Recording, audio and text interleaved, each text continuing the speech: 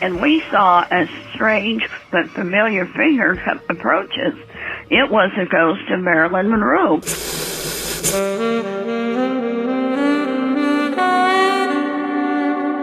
Welcome to Tell Me a Ghost Story, the late-night call-in podcast where we delve into the world of the supernatural and explore the eerie and unexplained. I'm your host, Michelle Newman. This podcast features true stories from our callers that will send shivers down your spine and leave you questioning the existence of the afterlife.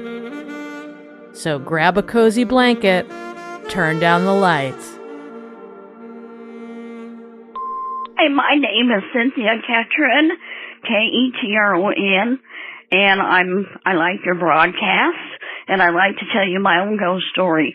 After high school, graduating from Speedway High School in 1977, my grandparents took me out on a trip to Hollywood, California. I got to see Disneyland and all the Pacific Ocean and all the interesting sights. And anyway, one evening, my grandparents and I were walking along the beach along the Pacific Ocean.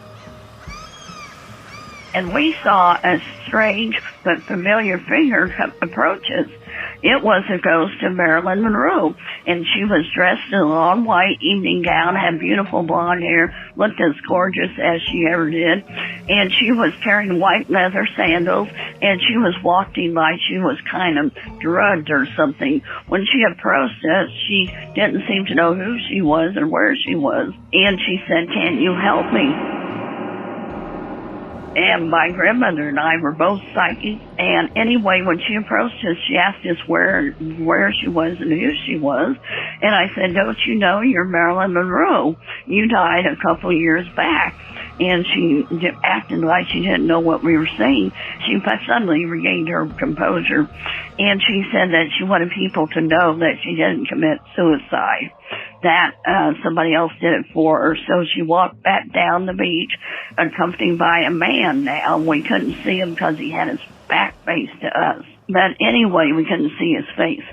So they disappeared into the sunset, and they left long footprints along the beach. So if you want my story, my name is Cindy Ketron, Ketron. Thank you for listening. Cindy, thanks for calling in again. I'm beginning to really love your stories, so keep them coming. I've done some research, and according to this article by The Hollywood Reporter, Marilyn Monroe's spirit has been spotted everywhere around Los Angeles.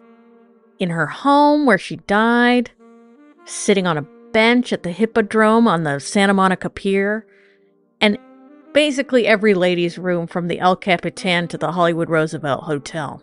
So congratulations, Cindy. You found Los Angeles' version of the Holy Grail of ghosts. Next message. Hi, my name's Adam, and I'm from Decatur, Illinois. I've been in the paranormal field for over 20 years now. And I often get asked a lot of questions about my experiences. One question that comes up a lot is, aren't you afraid something will attach to you and follow you home? For years, I never really thought much about it until one night in the summer of 2016. It all started when my friend Jake and I decided to visit a well-known haunted house in town. This place had a dark and unsettling past, with stories of murder, suicide, a major fire, and even the fact that it was built on top of a Native American burial ground. We were there late one night, prepping some materials for a ghost hunting workshop we had planned in the upcoming weeks. While we were there, we decided to try something new, using a black mirror for scrying. For those unfamiliar, a black mirror is supposed to provide a soft focus for your eyes, helping your mind to calm down and wander. Jake and I had never really used one before, so we thought, why not give it a shot? I used the mirror for about 20 minutes. Then Jake took his turn for another 20 minutes. The house was dark and eerily quiet as we sat in different rooms hoping to experience something. But nothing happened. Actually, it felt kind of calming. Afterwards, we decided to call it night and head home. Jake and I lived about 6 minutes from the house, but in opposite directions. Me to the north, him to the south. So we should arrive back home to our houses at about the same time. It was around 1 a.m. when I pulled into my driveway. As I got out of my car, I was hit with this overwhelming feeling. The night was completely silent. No wind, no car sounds, nothing. It was strange, unsettling quiet. I suddenly felt like someone was standing right behind me, watching me. As I slowly turned around, I looked, there was no one there, and the silence was still eerie. Feeling a little bit spooked, I decided to pick up the pace and unlock my front door when suddenly my phone rang. Now, I'm not much of a caller, more of a texter, so getting a call at 1 a.m. was unusual. Well, it is unusual for about anyone, actually. It was Jake, though. I answered. I said, "Hey, what's up?" His first words were, "Are you home?" Which I did reply, yes. I said, "Why?" He said, when he pulled up, he got out of his car, and as he shut his car door, he thought someone was watching him, staring at him near the tree that was behind him. He slowly walked up to his house, and I said, "Oh, really? What else?" He says, "Why is it so damn quiet out?" In that moment, I realized I wasn't alone in this experience. Something strange had happened. So I decided to hurry up and get inside. I told Jake I would call him back later in the morning. As I lay there in bed later, I couldn't stop thinking. Was whatever it was still outside my house? Or had it returned to the creepy old house on the burial ground? And I guess that night, I got my answer to the common question.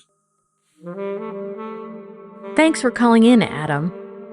The answer you got was yes, in big capital letters. Next caller. Hi Michelle, my name is Lisa.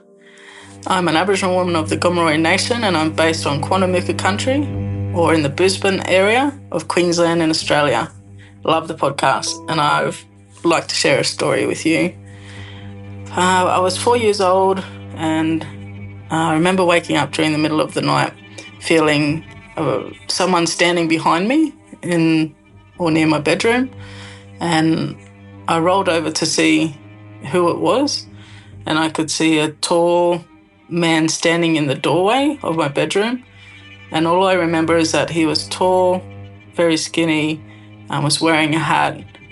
I couldn't see any detail of his face or his clothes, but I stared at him and he stared back at me, and I remember thinking to myself, what am I going to do to get to Mum and Dad? I would have to sneak around him or go through him. So I just rolled back over, facing the wall, putting my back towards him, and whispered to myself, "Please go away, please go away, please go away," and just fell back to sleep.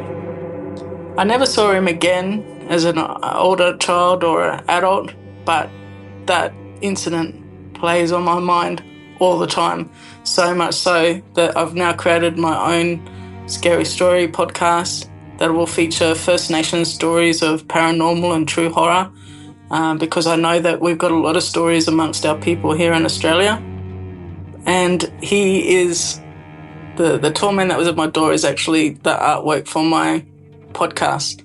So hopefully it's a journey to learn more about this tall man and maybe why he was there, and to connect with other Aboriginal or Indigenous people in Australia and around the world with their stories of paranormal and true horror. Thank you, Lisa, for calling in. Be sure to follow Lisa at Propa Scary Podcast on Instagram to keep up to date with when her show premieres. I can't wait, personally. I'm very excited. And that's Propa, Proppa, Scary Podcast. That's all we have this week, folks. Do you have a ghost story? Call 701-484-2666.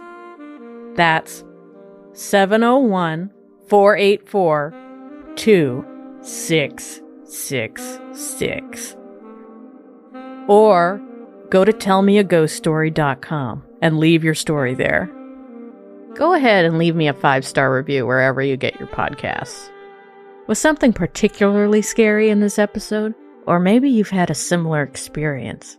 Leave your comments via our Spotify page. Thank you to all the callers who left messages this week. And as always, I'm your host, Michelle Newman, signing off. See you next week.